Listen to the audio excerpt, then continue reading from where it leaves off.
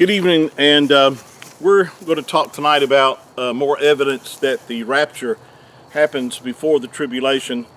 And I want to start off by mentioning too that the pre-tribulation rapture, which if you listen to any of my videos, you understand what I'm talking about, meaning that the rapture or the catching up of the church, born again Jew and Gentile believers, will take place before the 7-year tribulation, or commonly referred to as also as Daniel's 70th week, or Jacob's trouble, or Israel's trouble.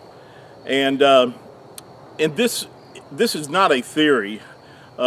This is actual evidence proven by the scriptures.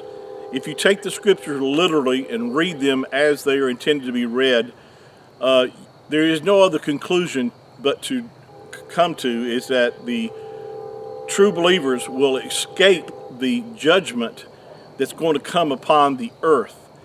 Now we know that the true believers will escape eternal damnation or eternal punishment in the lake of fire, but there's also a judgment upon the earth that's going to happen to one particular generation on this earth, and I believe that time is very close.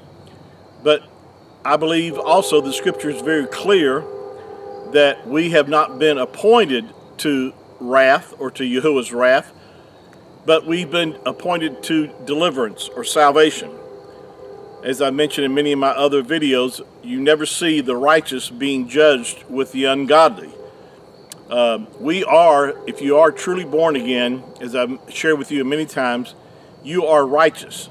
Now, being righteous is not doing everything perfect. That doesn't mean that you and I don't miss it, and still, because we're still in a fallen body that still inclines to sin.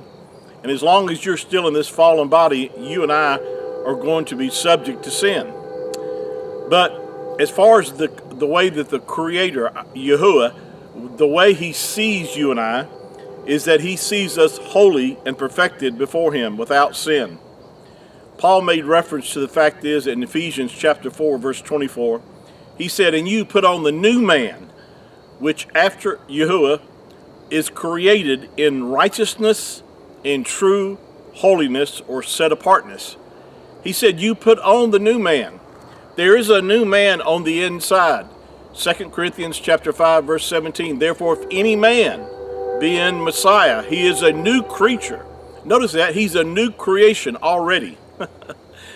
Now we're waiting for the adoption to be complete, the redemption of our body, and at that moment, that in a twinkling of an eye, we shall be changed, and we'll put on immortality, not subject to sin anymore, not subject to death or disease or the frailties of humankind.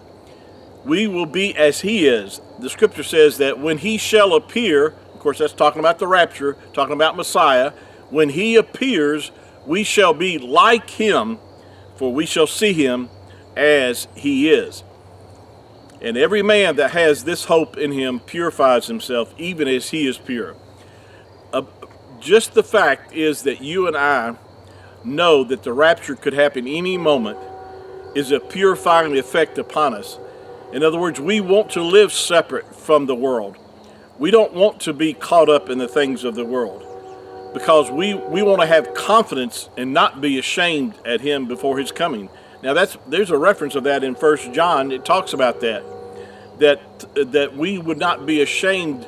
There will be some believers who will be ashamed because they're not living for Him, but they're going in the rapture because all true believers are part of the bride of the Messiah, and we will be caught up to have the judgment seat of the Messiah, and will also participate in the marriage of the Lamb. So all believers will be there, but there will be some people who will be ashamed because they're not living for the Messiah. They're caught up in a lot of worldly things, but they are born again, and that's the key. You have to be born of the Ruach HaKodesh, the set apart spirit, in order to participate in the rapture. And that's good news. But we should have that purifying effect upon our lives that he could come any moment, and we want to please him. And I know you want to hear him say, well done, good and faithful servant.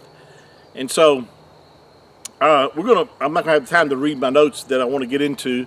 So we'll try to pick this up on our next session, and we'll try to get this in tonight before it gets totally dark.